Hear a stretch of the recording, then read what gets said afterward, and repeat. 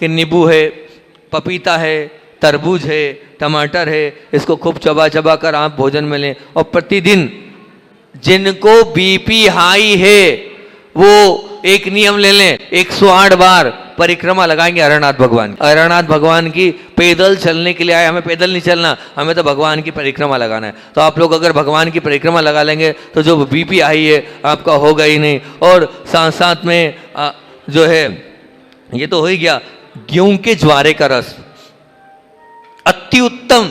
गेहूं का ज्वारा मतलब क्या होता है? गेहूं के पेड़ लगाना और उन पेड़ों को 8 दिन के लिए लगा लेना और उसके बाद उसका रस निकालना।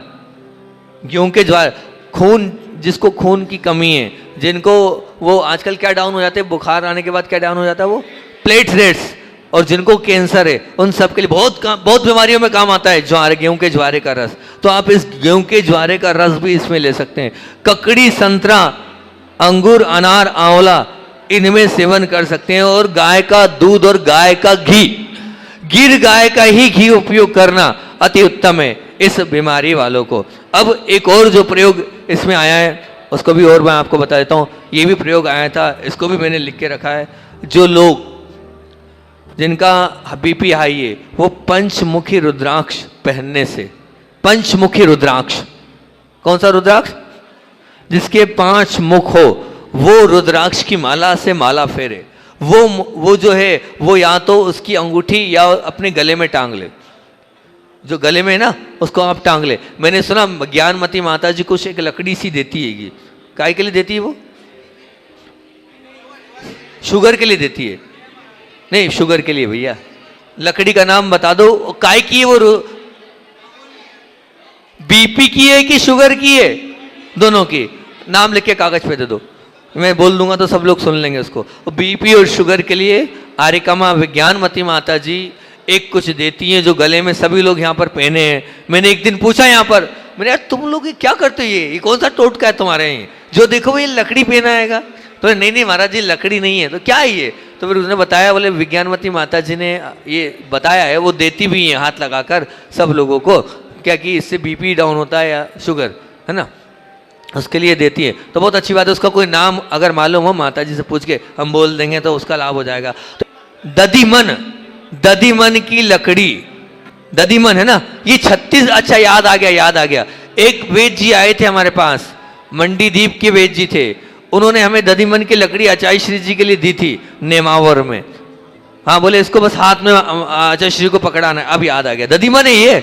अच्छा ठीक, दधिमन की लकड़ी, ठीक, हाँ निश्चित, अब तो समझ में आ गया। हमारे वो जो वेद जी हैं वो ऐसे वाले वेद थे, वो ऐसा वो क्या करते थे, वो वेद जी जो हैं इस प्रकार से ऐसे यूं करते थे और कहाँ पैर पर, हाथ नहीं, वो पैर की नस देखते थे और पूरी आपको सिटी स्किन देते थे। वो मंडी द्वीप के वेद जी थे, वो हमें ये दधिमन की लकड़ी आचार्य श्री के लिए नेमावर में दिखे गए थे। बोले ये आपको आचार्य श्री को पैर पर टच करना है, पैर पर लगा के रखना है, ये इनके शरीर से कहीं भी टच हो जाए। मैंने क्यों? बोले बहुत प्रभावकारी है, ये अनेक बीमारियों में कारण है। तो अब माता जी ये दे रही है तो निश्चित रूप से ये काम के दधिमन की लकड़ी। इसी प्रकार से जो पंचमुखी रुद्राक्ष मैंने आपको बताया, इसको भी आप उक्त रक्तचाप में पहनेंगे तो बड़ा लाभकारी है। और उसके बाद एक और आपको बताऊं कि रात में, सुनो ध्यान से, ये भी एक अलग व्यक्ति ने हमें बताया था कि रात में तांबे के बर्तन में पानी रखें और उसमें असली रुद्राक्ष को 8 दाने डाल दें।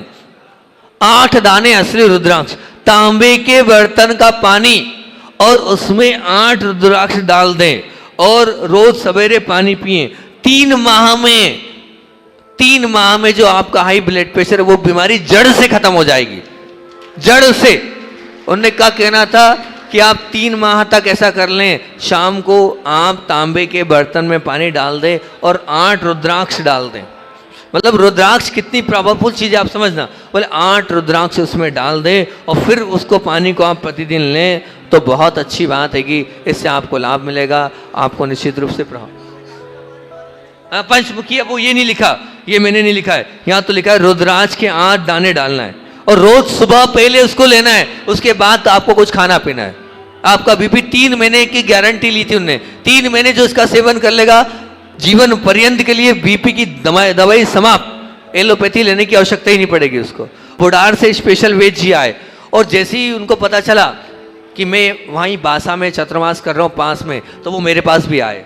तो मेरी भी नाड़ी, छुल्लक जी की भी नाड़ी देखी, एलक जी थे वहाँ पर, उनकी भी नाड़ी देखी, सबकी नाड़ी उनने देखी। तो मैंने कहा हमने आपको इसलिए नहीं बुलवाया, हम तो जो वेद आते हैं उनसे उनका क्या लेते हैं, राज लेते हैं कि भैया आप तो अपना बताओ, आपके जीवन का क्या है। मैंने उनसे यही पूछा, आप तो हाई बीपी का इलाज बताओ, आपने किसको ठीक किया, कोई आपने ठीक किए? तो उन्होंने अपने बाप दादा का जो पुराने बोले मेरे पुश्तैनी वेद दूँ, तो उसका उन्होंने सब जो उनने बताया मैं अपनी डायरी में लिखता गया। तो उनने क्या बताया, उनका कहना है भोजन के बाद।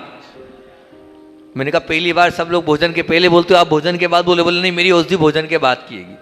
बोले भोजन के बाद मूंगे के पत्ते को उबालना है। काय को? मुनगा, ड्रम स्टिक। बोले मूंगे के पत्ते को उबालना है और 1 कप गरम गरम चाय जैसे लेना है। ये चाय पीते ना अपन फूक के, बोले वैसे लेना है। बोले 2 या 3 टाइम में, आप मानना आपने 2 बार या 3 बार दिया, उतने में ही बीपी जो है वो हाई होगा। बीपी लो में भी और हाई। मैंने कहा लो में, बोले ये लो में भी काम करेगा और हाई में भी काम करेगा। अगर लो है तो हाई हो जाएगा और हाई है तो नॉर्मल हो जाएगा। तो ये हमारे बीच में एक प्रकाश जी थे पीछे, उनको हमने तुरंत प्रयोग कराया है। स्टेबलाइजर है ये व्यवस्थित व्यवस्था कर देता है। तो ऐसा ये जो बहुत सुंदर प्रयोग है, ये मुनगा मतलब ड्रम स्टिक आप लोग उसको बोलते हैं, ड्रम स्टिक का ये प्रयोग है। इसका आप प्रयोग करेंगे तो बहुत अच्छी बात है कि, और साथ साथ में इस बीपी के अंदर मैं ये मानता हूँ कि अगर आप इस बीमारी से परेशान हैं तो निश्चित मानना कि वैसे तो जैन समाज के लोग हैं, आप वो खाते ही नहीं होंगे। मांस, मछली, अंडे का सेवन नहीं करना, ठीक है ना। दूसरी बात, चटपटा भोजन पूर्णतः त्याग कर देना।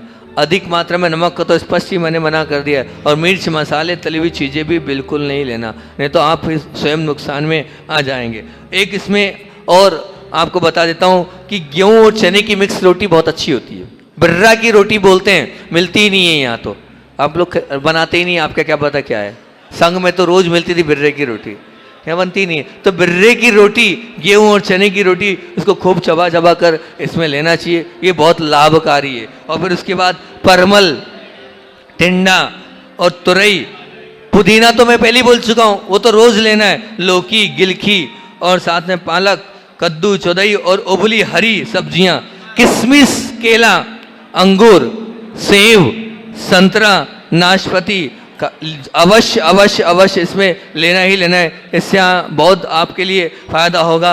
और उसके अलावा आपको ये निश्चित मान के चलना, अगर आपको ये हाई बीपी है तो धूप स्नान आपके लिए प्रातः काल का सूर्य जो देखें आप, वो बड़ा अच्छा है, बहुत अच्छा है। और जिनको बीपी आई है उपवास करें, जितना उपवास करेंगे फायदेकारी है। लोग समझते हैं कि नहीं, हाई बीपी वालों के लिए उपवास उपचार है, ठीक है ना। उपवास करें, एनी मान लें, और रीढ़ की हड्डी का स्नान करें। मतलब जब भी धूप स्नान कराना है आपको तो रीढ़ पर कराना है आपको।